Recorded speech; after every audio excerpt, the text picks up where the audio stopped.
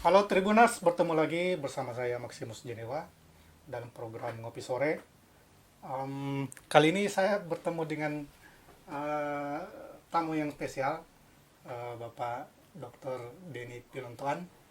Eh, Beliau adalah budayawan Minahasa, juga saat ini mengajar di Institut Agama Kristen Kristen Negeri Manado. Manado. Ya, benar. Iya, Kita memang membahas karena kita sesuai dengan tema kita sore hari ini adalah mite Lumimu Toar dan maknanya bagi Tom Minahasa eh, saat ini. Oke, Munir.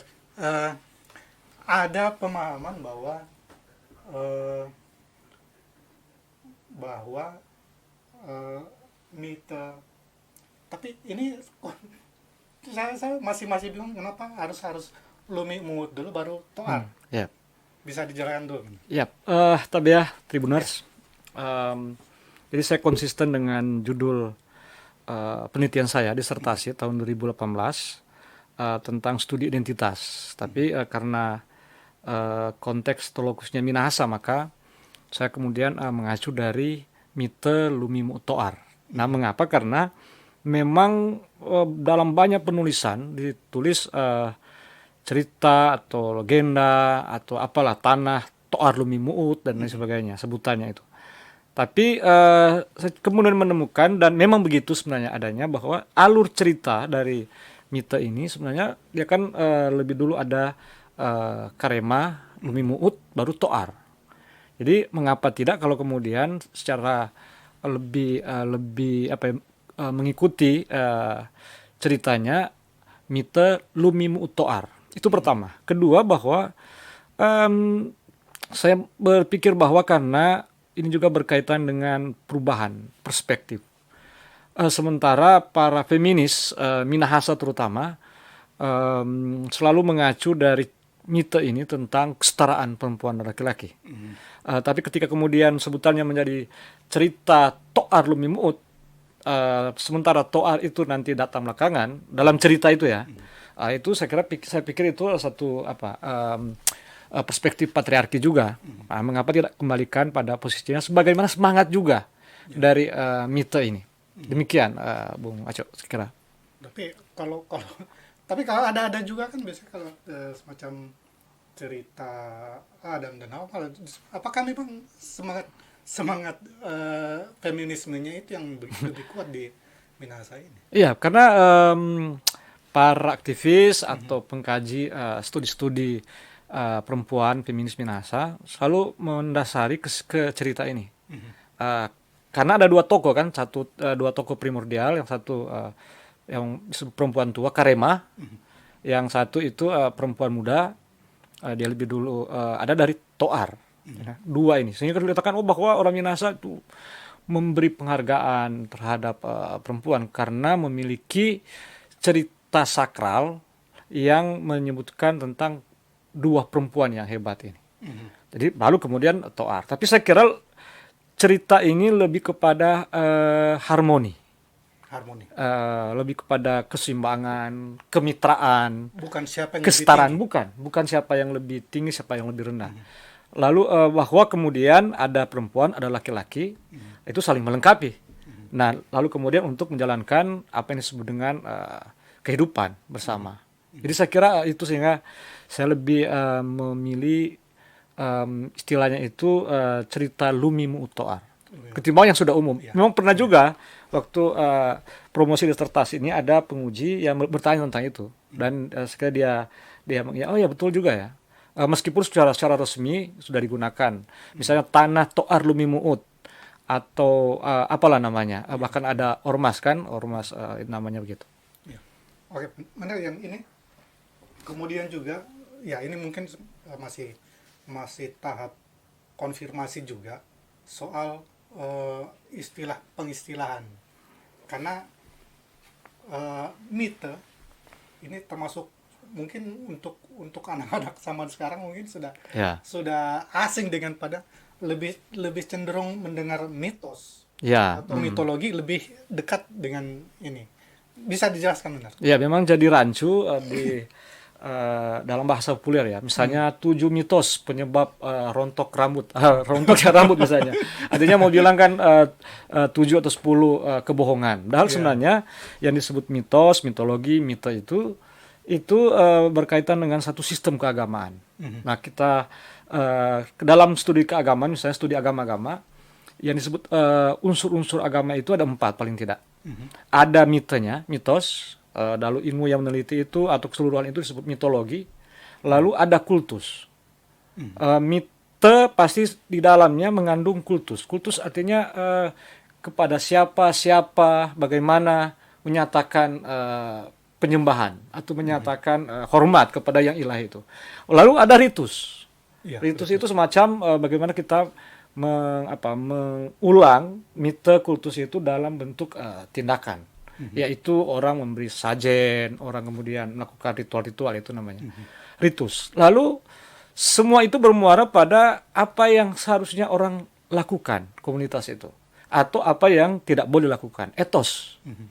Nah, jadi 4 unsur itu, sehingga menurut saya memang ini yang sudah paling pertama. Kedua, bahwa sering rancu juga karena orang kadang-kadang mengganti pengertiannya antara yang disebut mite, dongeng, legenda, dan fabel. Iya. Semua itu bisa disebut oral tradition, cerita rakyat atau cerita yang dituturkan, cerita dalam tradisi lisan. Dan kebanyakan agama-agama tua itu dalam sistem agama tradisi lisan itu. Dongeng sudah kita tahu, ada dongeng putih salju misalnya, atau dongeng macam-macam. Kancil dan buaya. Ya, fabel itu, fabel. Ya, fabel ya, betul. Ada legenda, misalnya tentang seorang tokoh, tapi dia tidak bisa dibuktikan ada atau tidak, tapi dia mengambil setting sejarah, itu legenda. Nah, misalnya kalau kita pernah dengar, pasti pernah nonton mungkin Si Pitung. Betul, ya. Dia ada hidup dalam memori, tapi bahwa pernah ada sosok ini, orang masih berdebat. Di Betawi itu berdebat. Kalau di kuburnya di sini sering lah sebagainya, legenda.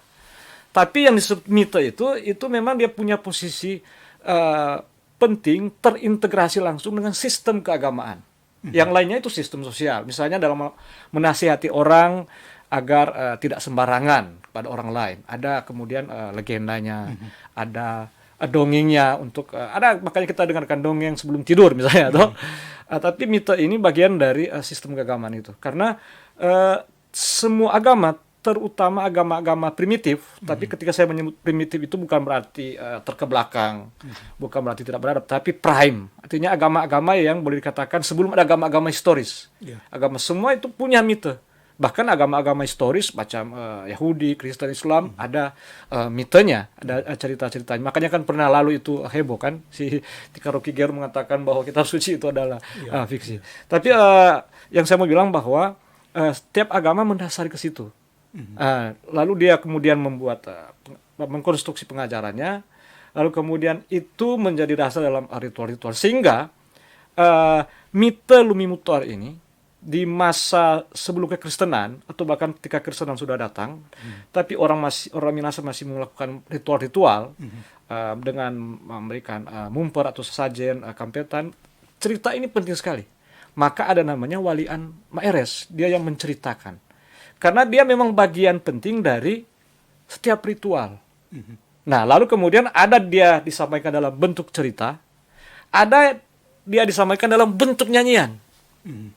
Tapi dia mengulang atau menceritakan dalam bentuk menyanyikan cerita tentang asal-usul kaum Minahasa atau orang Minahasa. Nah, kira-kira seperti itu penjelasan tentang mite itu. Apakah mite Lumimutuar ini punya unsur kesejarahan? Dalam arti ruang dan waktunya jelas atau bagaimana? Ya, jadi di disertasi ini justru ada bagian judulnya saya beri nama historiografi cerita Lumimutuar. Bukan sejarah tentang tokoh-tokoh ini, karena ini tokoh-tokoh mitologis. Bukan sejarah tentang Karema dari mana, Toar dari mana, Lumut dari mana, dari segi historisnya, tapi segi historis tentang pendokumentasian cerita ini. Itu pertama.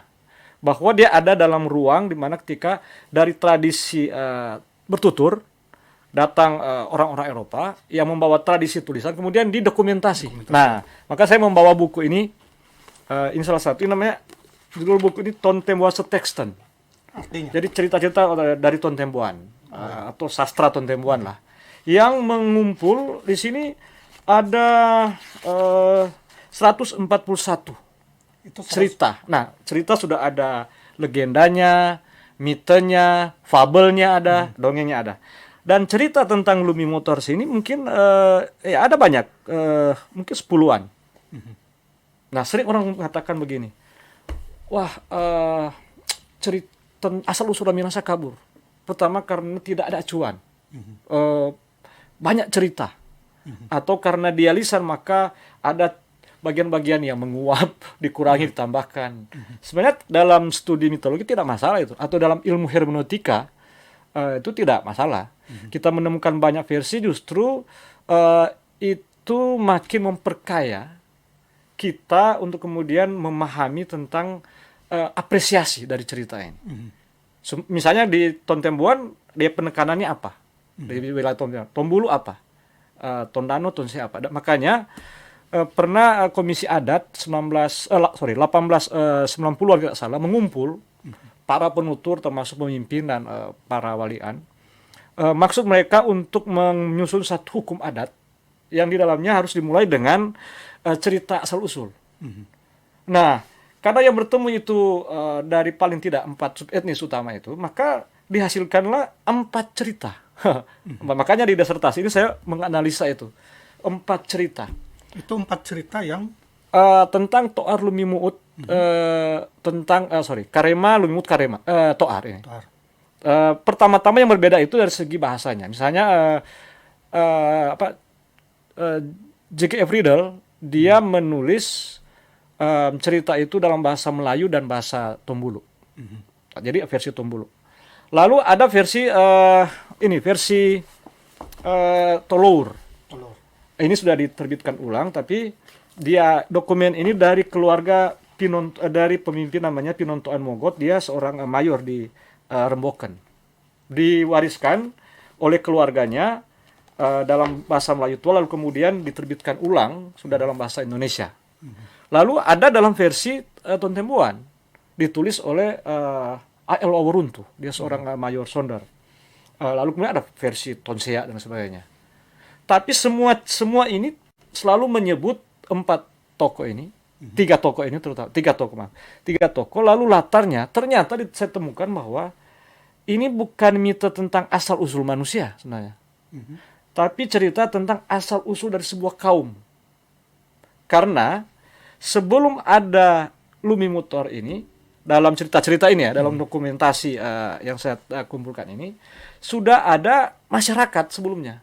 Lalu datang bencana alam dalam bentuk gunung meletus dan banjir besar. Nah, musnah masyarakat pertama Minahasa itu, tertinggal 2 perempuan ini. Nah, itu dia.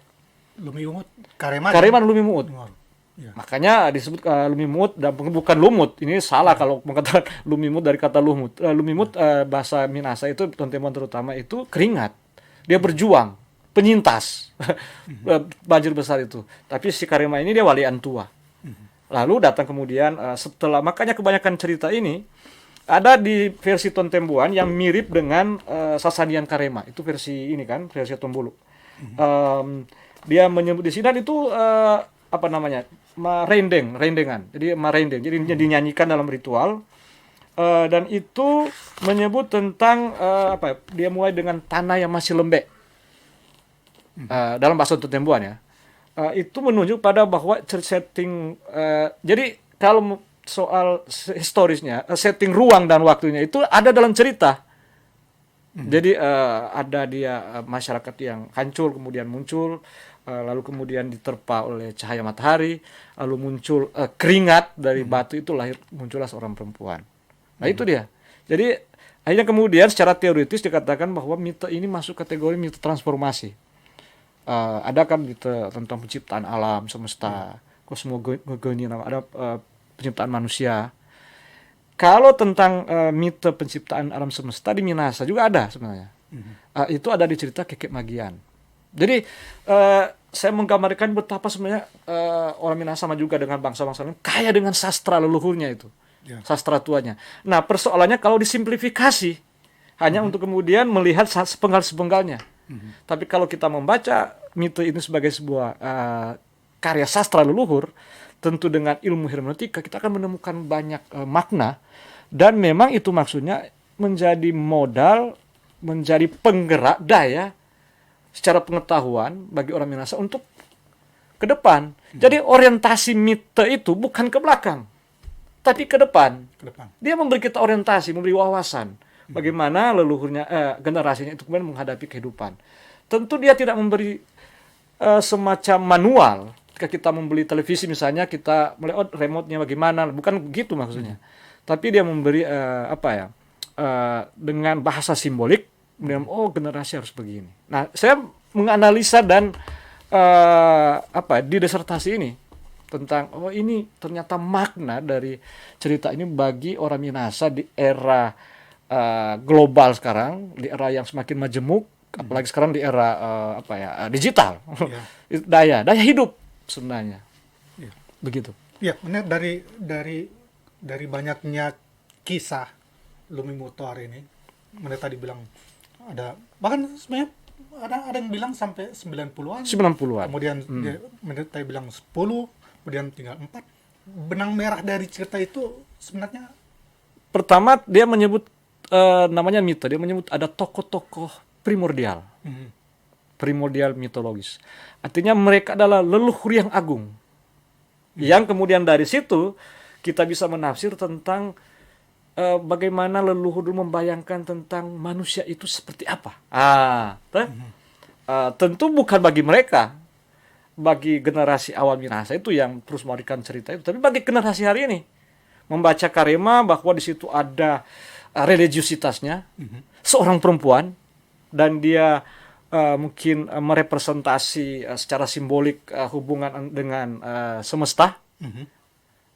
Dan lalu kemudian ada Lumimut, dia manusia, perempuan lagi, yang kemudian dia berjuang hidup melawan banjir itu, penyintas dari banjir itu. Lalu kemudian dari situ dia berlanjut kehidupan itu, dan ada Toar.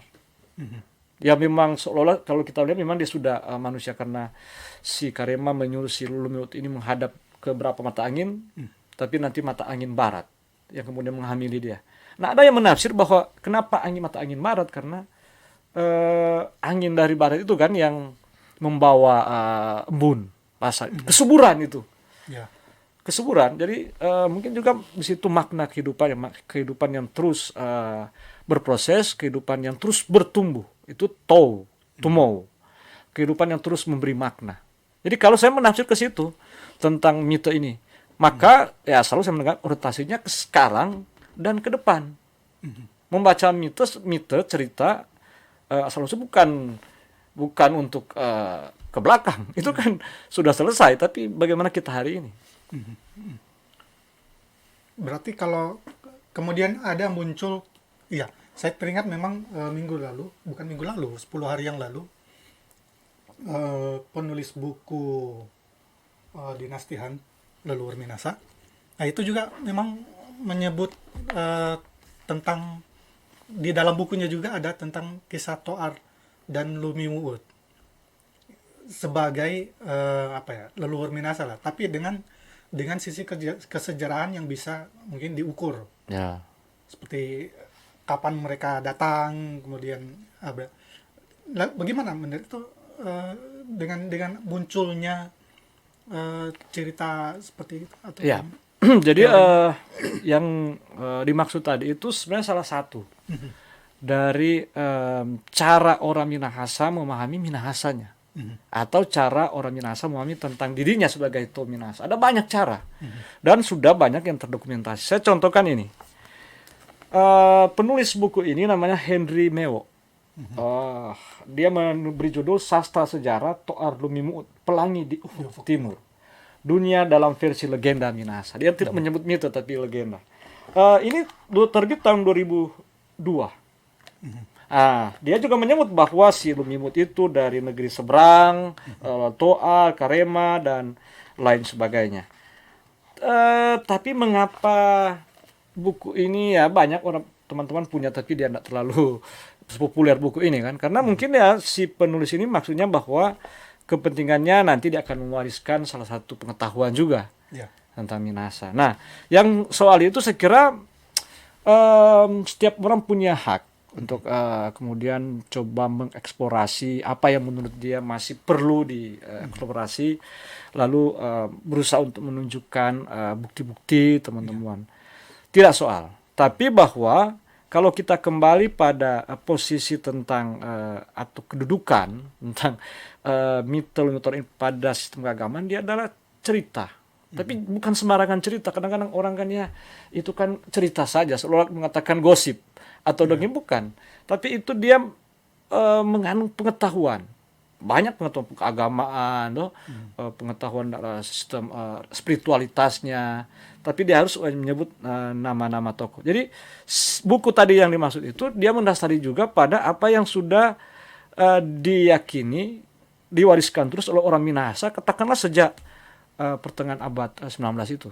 Karena saya menemukan bahwa tahun 1831 ketika Sendling, J.F. Riedel dan JLBT Swartz itu pertama kali ke pegunungan Minahasa, berkeliling di sana. Mereka singgah di Tomohon. Dan ada seorang dia bekas tentara waktu Perang Jawa, Tulungan, tapi dia sudah kepala sekolah waktu itu.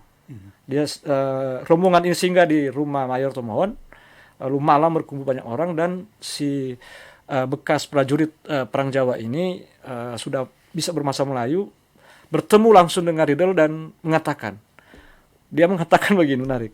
Setelah saya keluar ke Jawa, saya tidak percaya lagi cerita tentang Lumimut. Nah, sekarang saya ingin mendengar dari Tuang Pandita cerita tentang katakanlah Adam dan Hawa yang ada di. Artinya itu 1831. Berarti sudah jauh ke belakang penuturan-penuturan tentang cerita Lumimut. Jadi adalah suatu bukan kewajaran juga, tapi suatu yang keniscayaan kalau kemudian muncul banyak ragam cerita versi, dan muncul banyak persepsi atau muncul banyak pemahaman tentang pasti juga akan kembali ke tiga tokoh ini. Mengapa muncul ini? Banyak faktornya. Pengetahuan orang, ruang dan waktunya. Nah, yang ingin saya mau bilang terakhir bahwa sampai 1960-an seorang penulis Minahasa namanya F.S. Watuseke, dia masih memisahkan antara yang disebut dengan cerita sebagai mite dengan asal-usul bangsa Minahasa dari segi teori migrasi itu. Tapi tahun 70-an ada proyek pendokumentasian cerita-cerita rakyat se-Indonesia oleh Departemen Pendidikan Kebudayaan. Di situ sudah bercampur baur antara teori migrasi dengan mite ini.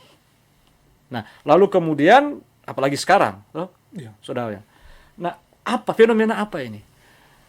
Saya mengatakan bahwa ini fenomena ketika pada satu pihak agaknya positif itu, bahwa ada keinginan terus untuk mencari tahu, tapi rupanya mulai juga ada semacam ketidakpercayaan diri. Bahwa kenapa asal-usul kita tidak historis, tidak bisa dibuktikan. Jadi harus dibuktikan. Nah, kalau dalam ilmu pengetahuan itu tampaknya pengaruh dari apa yang disebut dengan positivisme. Nanti ada bukti, baru kemudian itu disebut kebenaran. Bukti eksak, bukti material ya. Baru itu disebut kebenaran. Selagi itu masih dalam bentuk keyakinan atau kepercayaan atau itu oleh positivisme itu bukan kebenaran. Nah, rupanya berkembang juga di kalangan kita tentang itu, sehingga muncul upaya-upaya untuk membuktikan historisitas dari tokoh-tokoh yang tidak bisa dibuktikan historisitasnya sebenarnya ya. Kalau menurut pendapat saya. Tapi kalau kemudian ada upaya itu ya silakan saja kan, itu hak dari orang. Selagi dia kemudian bisa menggunakan metode yang ilmiah tentu, dan kemudian itu semata-mata dalam rangka untuk bagaimana memantapkan kebudayaan Minahasa. Persoalan kalau itu hanya klaim kan, tapi kalau itu hanya ada banyak versi tentang cerita ini, ada banyak pendapat orang, tidak masalah. Itu Minahasa kan seperti itu kan, keragaman dalam satu atau satu dalam keragaman lah begitu. Kira-kira begitu pendapat saya tentang itu. Lalu apakah dengan besok-besok akan ada lagi mungkin penelitian yang baru? Apakah tidak akan semacam mengancam lah mungkin cerita-cerita yang lama gitu? Nah, ketika dia muncul yang baru, kemudian yang mungkin seperti tadi kan pengaruh positivisme begitu, yang bisa dibuktikan, apakah tidak mengancam seperti yang ya itu juga tergantung pendapat orang tentang masa depan dari suatu kaum ya, atau eksistensi dari suatu kaum. Kalau dari segi tertentu dia mengatakan bahwa dengan adanya keragaman itu mengancam identitas, nah tentu dilihat tunggal, dia harus ada satu. Tapi orang yang merayakan keragaman justru akan mengatakan, oh itulah Minahasa misalnya. ya. Tapi saya lihat juga selain itu ada problem dalam hal misalnya begini, yang masih kita wariskan, dan itu warisan kolonial sebenarnya.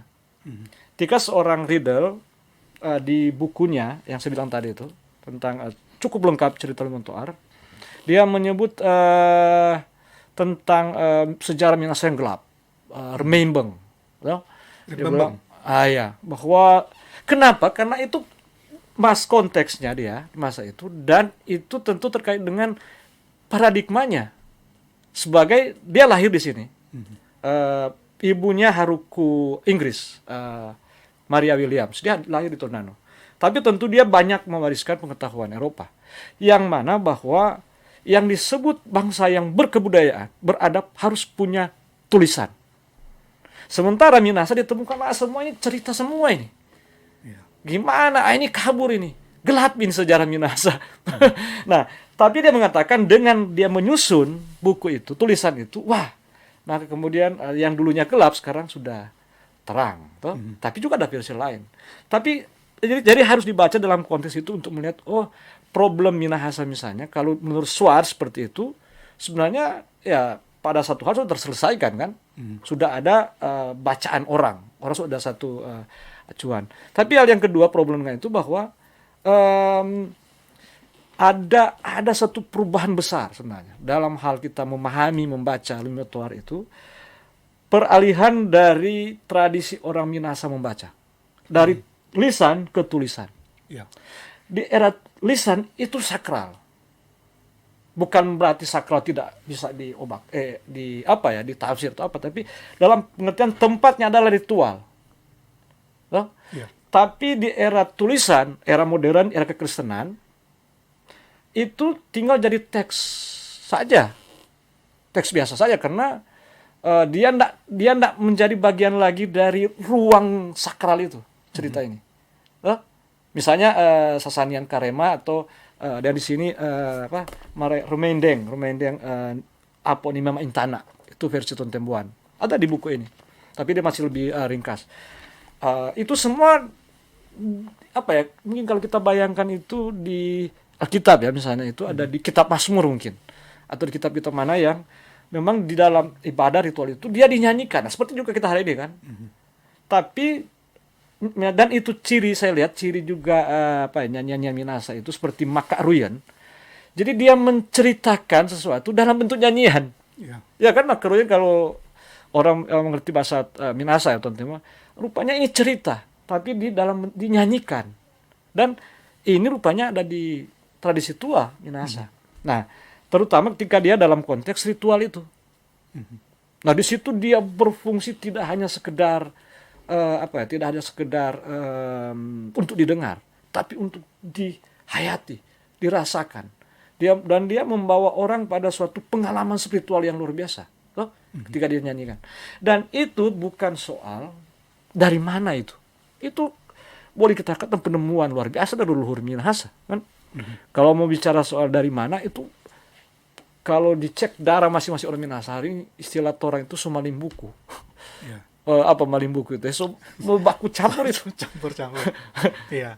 Nah, jadi tidak relevan lagi sebenarnya kalau hanya dalam rangka itu. Tapi kalau kita menggali makna untuk kemudian memperoleh, untuk dalam rangka memperoleh daya hidup dari sastra-sastra tua ini, cerita itu luar biasanya. Dan itu dia akan terus bertahan hingga era apa ya?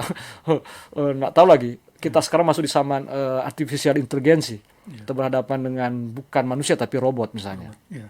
Kita membutuhkan hal yang seperti itu. Ya benar. Ini dari pengalaman mungkin Maniar meneliti, apakah masih ada tradisi seperti yang Maniar bilang itu, nyanyian tradisi dalam ritual-ritual Minahasa seperti begitu? Ya, jadi saya termasuk partisipan dalam kegiatan kebudayaan itu sejak mungkin 2007 kalau tidak salah, 2007. Tapi sebenarnya hidup di keluarga yang omak saya itu masih melakukan praktek-praktek itu. Kristen tapi dia masih melakukan praktek-praktek itu, praktek-praktek ya katakanlah Kristen kultural lah.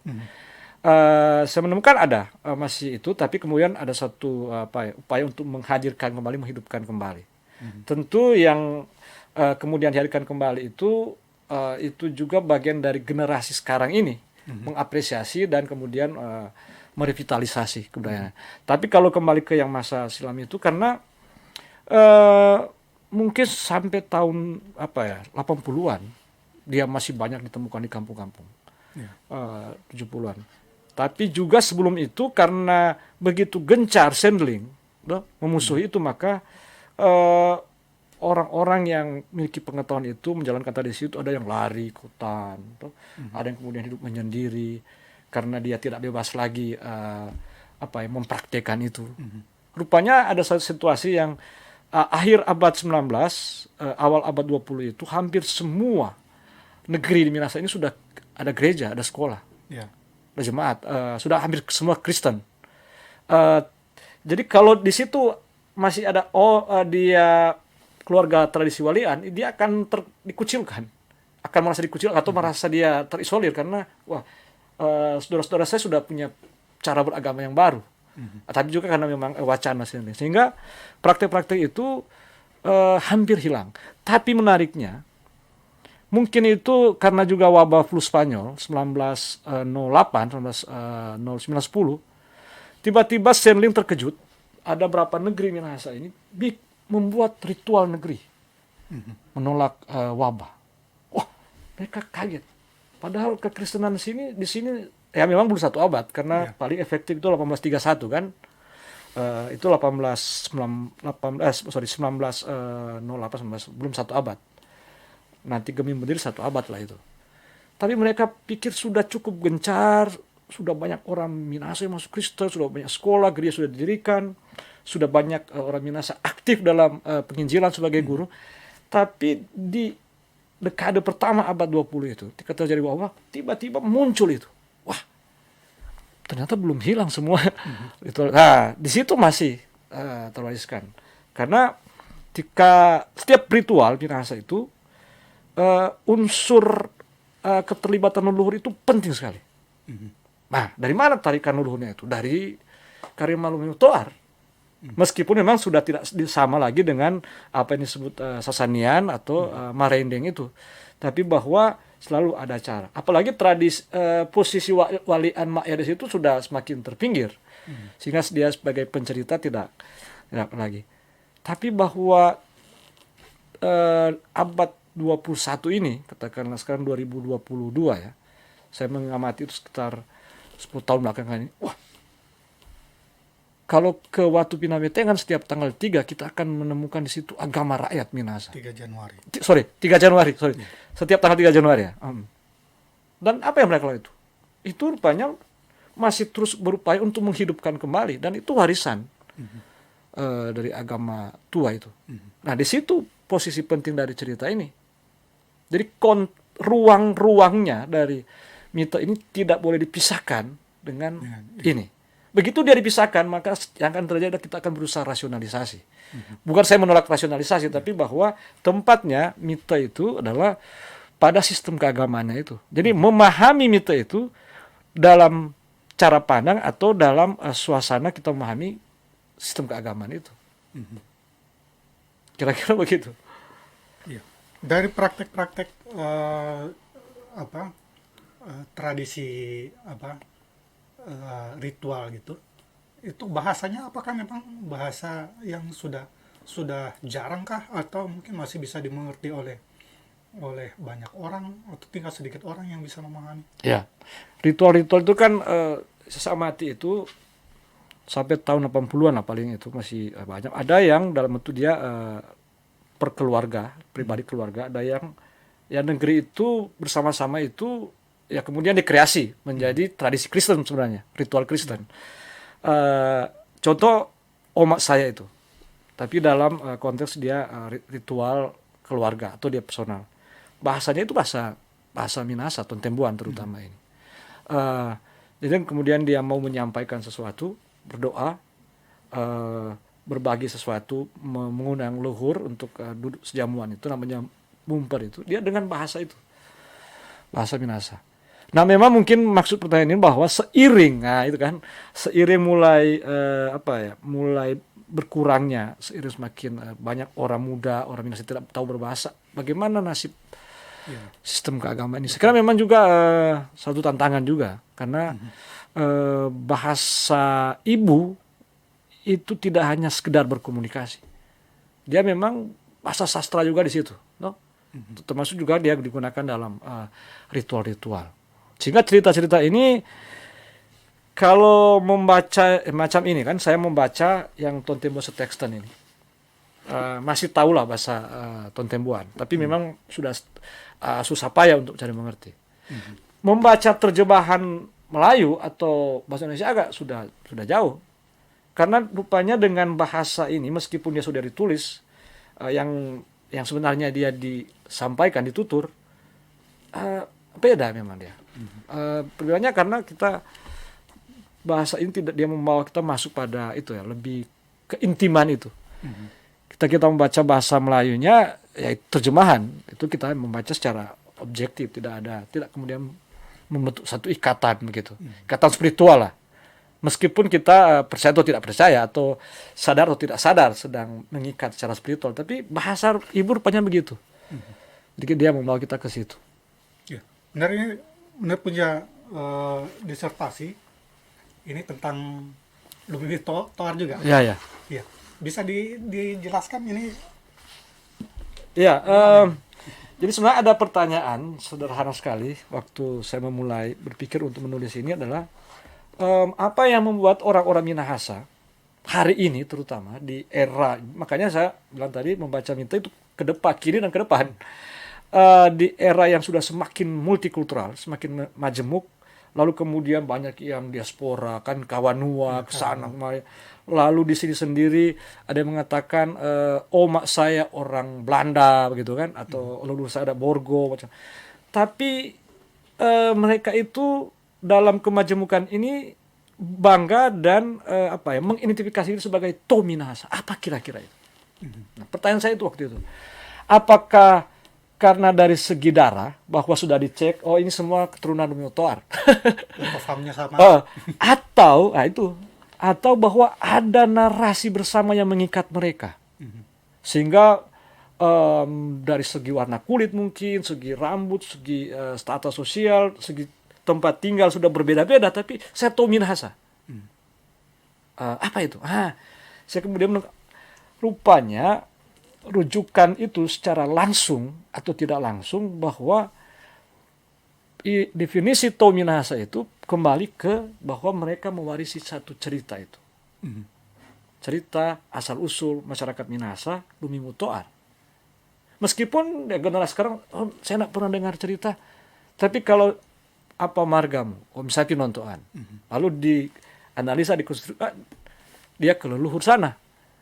Meskipun tidak langsung menuju secara biologis misalnya ke tapi bahwa ini kekuatan cerita. Saya mau bilang bahwa inilah kekuatan dari cerita itu.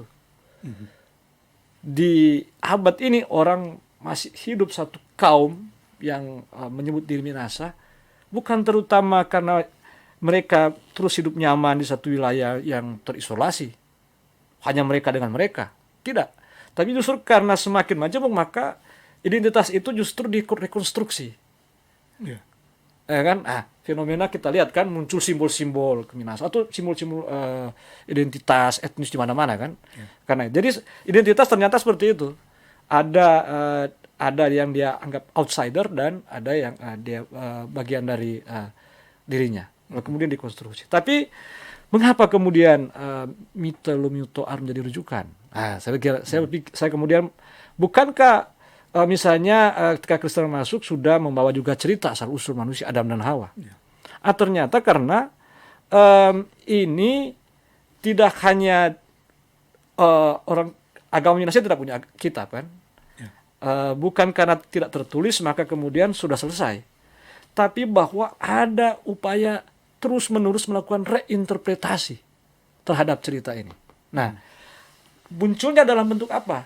Dalam bentuk mulai dari ungkapan, mulai dari zaman tahun-tahun berapa itu ada keturunan Toar Lumimuut, misalnya. Saya juga coba mengecek mengapa ada sebutan tanah Toar Lumimuut.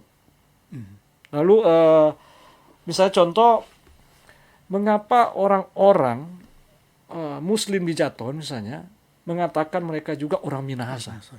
Bahkan pada suatu kongres Minahasa Raya 2000 itu kalau salah, itu kemudian dikatakan ada walak atau pakasaan Jaton. Mengapa? Bukan agamanya. No? Agama sudah berbeda dengan orang-orang Minahasa kebanyakan. Tapi bahwa terus hidup dalam komunitas itu, mbah-mbah mereka itu dari Jawa itu laki-laki menikah dengan perempuan-perempuan Minahasa. Yang perempuan-perempuan Minahasa ini adalah keturunan Lumiu Toar. Begitu ceritanya.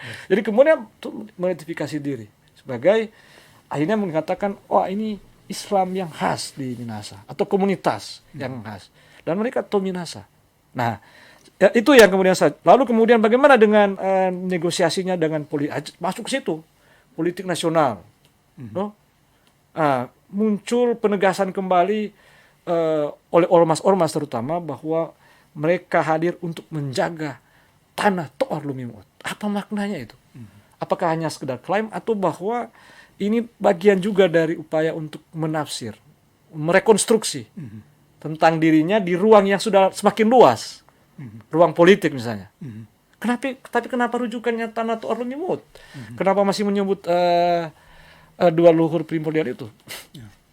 Bukankah sistem keagamaan Minahasa sudah tergantikan? Di situ saya kemudian mengatakan bahwa kekuatan cerita itu di situ. Ketika kita menempatkan mite ini sebagai cerita sakral, dia memberi daya dorong kita ke depan, bukan ke belakang atau ke jauh-jauh ke tempat lain. Di sini, karena ruangnya di sini. Nah, dalam bahasa Minahasa itu disebut tuur intananya di sini. Aksis muninya adalah di sini bagi dalam perspektif itu ya. Lalu kemudian dia menjadi kawanua, sekawanua, atau menjadi Tau Antana Walina begitu. Karena dalam mito ini juga diceritakan ada kelompok yang bergabung dengan keturunan masyarakat awal turunan Lumimuut itu disebut Tau Antana Walina. Jadi orang dari tanah lain. Nah, entah siapa, tapi bahwa ini mengatakan tentang keragaman Minahasa itu. Bahwa Minahasa itu itulah Ma'asa, bahwa mereka itu ada dalam independensinya masing-masing, otonominya masing-masing sebagai kelompok-kelompok kecil, tapi ketika ada satu kepentingan bersama, mereka membentuk satu persatuan. Itu Ma'asa. Nah, apa yang mengikat mereka? Cerita ini. Ma'asa dalam yang seperti yang Riedel tulis. Dia menyebut Ma'asa. Itu menyebut sebenarnya mekanisme tua masyarakat Minahasa yang bentuk federasi, konfederasi, terdiri dari walak-walak, pakasaan-pakasaan. Tapi begitu ada satu masalah bersama yang mengancam teritori misalnya atau mengancam identitas harga diri, maka mereka berma'asa. Mereka bermusyawarah sama-sama membuat satu kesepakatan, lalu kemudian setelah semua itu selesai dan apa yang mereka harapkan selesai, mereka kembali sebagai identitas masing-masing. Nah itu agak sulit mau dikatakan itu dengan pakai pemahaman demokrasi modern, tapi begitulah mekanismenya. Nah kenapa? Bahwa cerita ini juga mengandung itu. Ada laki-laki, ada perempuan, tuh, ada dunia atas, dunia bawah, dan itu membentuk satu harmoni. Dan katoan adalah keseimbangan itu. Harus dalam proses bersama-sama. Saya kira lebih maknanya itu. Nah, terakhir ini benar, sebelum kita akhiri, tantangan sekarang itu kan anak-anak sekarang lebih banyak bermain dengan dunia digital, game, gadget. Tapi bisa juga menjadi peluang bagaimana tradisi kemudian atau tutur cerita ini dikembangkan. Benar, lihat sendiri bagaimana? Ya, saya kira justru karena terutama dari ini adalah apa pesannya, apa maknanya. Tentu harus selalu dihadirkan simbol-simbolnya, toh. Karena ini cerita dia memberi kita daya, maka mestinya di segala ruang dan waktu dia akan tetap relevan, tetap kontekstual, tetap memberi inspirasi. Termasuk di dunia virtual, di dunia digital hari ini. Tantangan kita adalah suatu keniscayaan teknologi akan terus dikembangkan. Semakin banyak pekerjaan yang diambil alih oleh komputer, robot dan sebagainya. Dan komputer ini sudah bisa berpikir sendiri, sudah bisa reproduksi dirinya sendiri. Nah, apa yang tertinggal dari Homo sapiens ini, dari manusia ini, kalau bukan keluhuran itu, keluhuran sebagai manusia. Nah, saya menemukan, menurut orang Minahasa, keluhuran sebagai manusia, sebagai ada dalam cerita ini. Dan itulah kekuatannya. Tidak perlulah untuk kita kemudian harus kelama. Kan sudah tersedia. Kan sudah ada, tinggal bagaimana kita membaca, menafsir itu, merekonstruksi itu, dan kemudian mengusahakannya untuk secara kreatif padahal termasuk menghadirkan dia misalnya dalam game, apa salah? Ya. Atau menghadirkan dia secara virtual dalam simbol-simbol, dan negara-negara lain kan sudah melakukan itu. Jepang misalnya kan, ya. Korea atau negara-negara lain. Kita nonton film-film Hollywood, meskipun peradaban Amerika nanti terbentuk kemudian kan, tapi Amerikanisme itu terus jadi kebanggaan karena setiap film mengandung simbol Amerika. Kalau bukan gedung putih, benderanya kan, ya, gitu. Betul. Superman. Iya, dan itu jadi global. Nah, mengapa kita tidak? Ya. Sementara sekarang teknologi sudah menyiapkan itu, menyisipkan burung manguninya, ya. Menyisipkan pesan-pesan situnya, bisa situ. Nah, era sekarang itu begitu. Iya, iya. Oke, benar. Ya. Mungkin cukup pembicaraan kita membahas tentang mite Lumimi Utuar. Saya mungkin sudah terbiasa dengan Utuar. Iya, enggak apa-apa. Itu bagian dari saya harus membiasakan dengan Lumimi Utuar. Ya. Mungkin juga Tribuners di rumah bisa mulai membiasakan dengan konsep Lumimi Utuar ini. Iya, iya. Apakah mungkin itu juga tujuan benar untuk menyosialisasikan Lumimi Utuar itu istilah? Karena tadi kan pertanyaan, mengapa penyebutannya itu? Ceritanya itu. Ya. Orang langsung diantar pada teksnya itu. Ya. Yang harus kontekstual. Jadi dengan itu memicu untuk saya kira demikian gitu. Ya, ya. Oke, Tribuners, demikian pembicaraan saya bersama Menir Denny Pinontoan. Kita di Tribun Manado sangat berterima kasih, Menir. Yep. Sudah datang di studio. Terima kasih banyak. Terima kasih banyak. Sudah berbagi pencerahan bersama Tribuners. Dan Tribuners, saya mengingatkan kepada kita sekalian bahwa kita masih dalam masa pandemi dan kita berharap kita tetap mematuhi protokol COVID. Oke, kita akan ketemu lagi di lain dan waktu dan kesempatan yang berbeda. Yep. Ya.